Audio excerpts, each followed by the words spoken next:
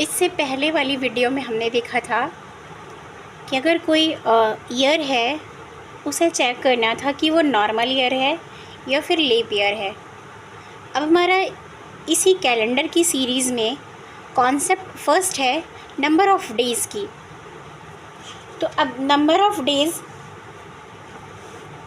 ऐसे दिन जो अपना पूरा सप्ताह नहीं बना पाते विषम दिन कहलाते हैं। अब डेज़ की बात हो रही है, डेज़ कितने हैं? 7 डेज़। तो हमारा इसमें कॉन्सेप्ट ये है कि ऐसे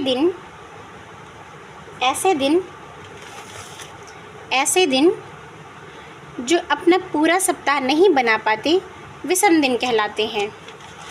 और यदि किसी संख्या को 7 से विभाजित किया जाए तो शेषफल को विषम दिन कहते हैं। जैसे हमें ये चेक करना है कि जो हमारा मंथ है, मंथ मतलब 31 दिन हो गया उसमें, या फिर 28 दिन हो गया उस मंथ में, या फिर 30 दिन हो गया। तो चेक ये करना है कि जो हमारा ये मंथ है उसमें कितने दिन होंगे, ये या फिर ये करेंगे कि वो विषम दिन होगा उसमें या फिर सम दिन होगा। तो हम ये करेंगे कि हम देखते हैं अगर कोई भी ईयर है, कोई भी मंथ है, वो उसमें 31 दिन है, तो हम उसे 7 से विभाजित करके चेक करेंगे कि ये इसमें विषम दिन होंगे या नहीं होंगे, और होंगे तो कितने होंगे। तो हम 7 से विभाजित कर रहे हैं 31, तो कितना हो जाएगा? 7 चौक 28, 29, 30, 31, 3। तो जो हमारा शेषफल है वो 3 आया। शेषफल 3 आने का मतलब क्या है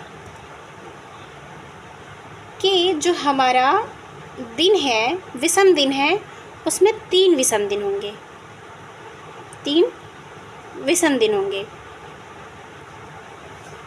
और हम ये भी चेक कर सकते हैं इसमें कि जो हमारा 365 दिन या 366 दिन है उसमें कितने सप्ताह होंगे। सप्ताह तो हम 7 से डिवाइड करते हैं, 7 बचे 35, 1 आया 5, 7 दुनिया 14, यहाँ आया 14, एक रिमाइंडर बच रहा है।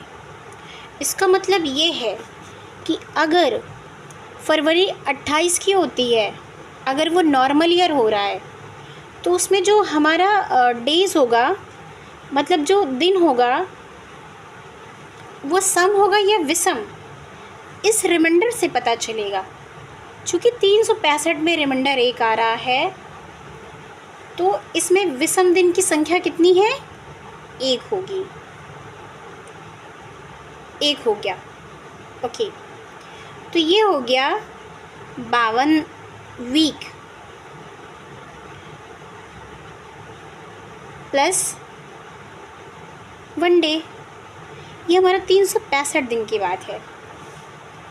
और अब हमारे पास एक क्वेश्चन है कि हमारे पास 100 दिन दिया गया है, 100 दिन, उसमें ये हमें बताना है कि उसमें विषम दिन की संख्या कितनी होगी। तो हम इसे 7 से डिवाइड करेंगे, तो 7 × 9 7, 3 बचेगा, फिर 0, फिर 7 चौके 28,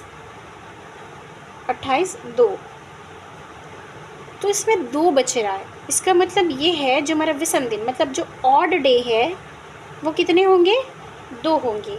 इसका मतलब 52 वीक प्लस 2 डेज़। ये जो 52 वीक है, हम इसे विषम नहीं कहेंगे, ये हमारा सम होगा, सम। और उसमें विषम कितने हो जाएंगे? 2। तो सम और विषम ये हो गया। अब हमारा एक कॉन्सेप्ट दूसरा कॉन्सेप्ट है कि सामान्य वर्ष में 1 जनवरी और 31 जनवरी का दिन समान होता है, जबकि लीप ईयर में वे लगातार दिन होते हैं। जैसे हमारा कॉन्सेप्ट दूसरा क्या कह रहा है, जो सामान्य ईयर मतलब जो नॉर्मल ईयर होता है, ये जो हमारा नॉर्मल ईयर है, इसमें 1 जनवरी और 31 दिसंबर का जो दिन होता है वो क्या होता है, सेम होता है।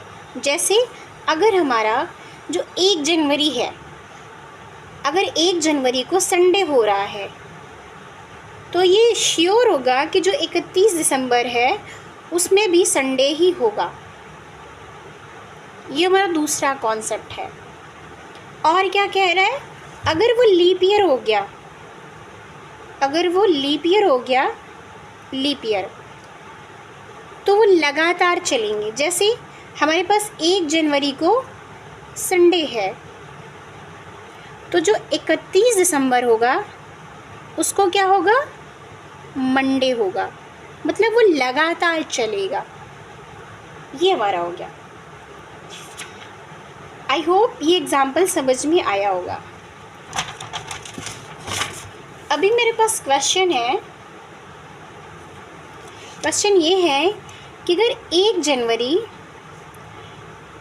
2007 को मंडे है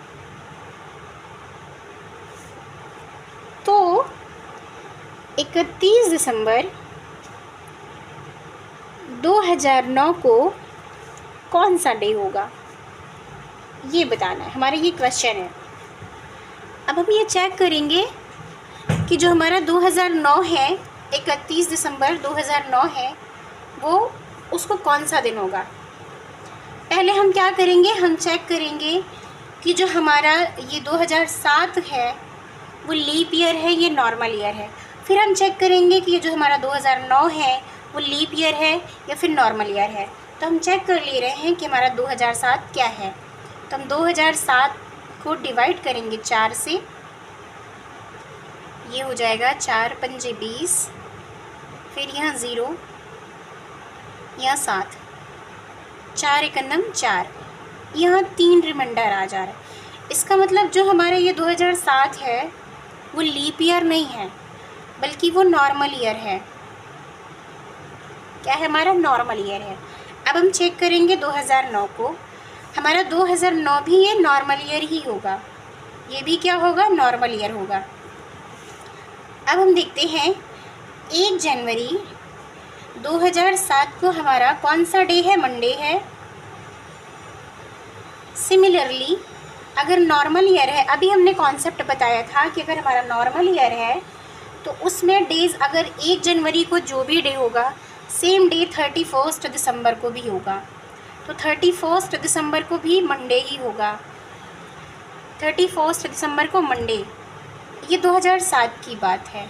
अब 2008 में इंटर करेंगे तो 1 जनवरी 2008 को क्या होगा, मंडे के बाद ट्यूसडे होगा, तो ये हमारा ट्यूसडे हो गया। अब हम ये चेक करेंगे जो हमारा 2008 है वो लीप ईयर है या फिर नॉर्मल ईयर है। चूँकि हम जानते हैं हमारा 2008 लीप ईयर होगा, तो इसमें जो हमारा 1 जनवरी को जो भी 1 जनवरी 2008 को जो भी दिन होगा 31 दिसंबर 2008 को उसका लगातार डेज होगा। मतलब ट्यूसडे है तो यहाँ वेडनेसडे हो जाएगा, ये हो गया वेडनेसडे। अब हम 2009 में एंटर करते हैं। जब ये वेडनेसडे है तो 1 जनवरी 2009 को क्या होगा, थर्सडे, ये हो गया थर्सडे। चूँकि 2009 क्या है, हमारा नॉर्मल ईयर है, तो जो 31 दिसंबर होगा, 31 दिसंबर 2009, ये क्या हो जाएगा हमारा थर्सडे ही होगा। क्या होगा, थर्सडे। तो जो हमारा क्वेश्चन था कि वह 1 जनवरी 2007 को मंडे है तो 31 दिसंबर 2009 को कौन सा डे होगा, तो उस दिन कौन सा होगा, थर्सडे होगा। ये हमारा क्वेश्चन है। एंड नेक्स्ट क्वेश्चन क्या है, नेक्स्ट क्वेश्चन है हमारा कि अगर 11 सितंबर 2024 को वेडनेसडे है, देन 11 सितंबर 2025 को कौन सा डे होगा। अभी आपने ऑड डे पढ़ा है, मतलब विषम दिन पढ़ा है, तो हमारा जो 11 सितंबर 2024 है, अब हम क्या करेंगे, जो इसमें चेक करेंगे कि जो 2024 है वो लीप ईयर है या फिर नॉर्मल ईयर है। तो ये हमारा लीप ईयर होगा, ये हमारा लीप ईयर होगा।